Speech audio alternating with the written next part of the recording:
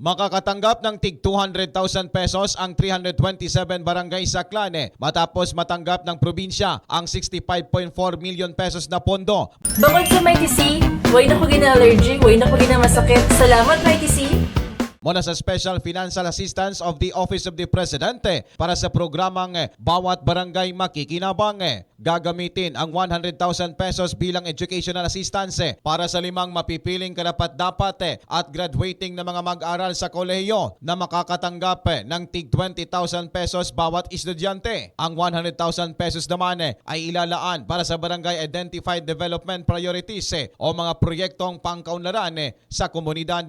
Para sa Mighty C Network News, ako si K5 Leonard Viray para sa kampyon na balita, serbisyo publiko at kasiyahan sa Kalibo. K5 News FM. Bukod sa Mighty C, way na ko gina-allergy, way na ko gina-masakit. Salamat Mighty C!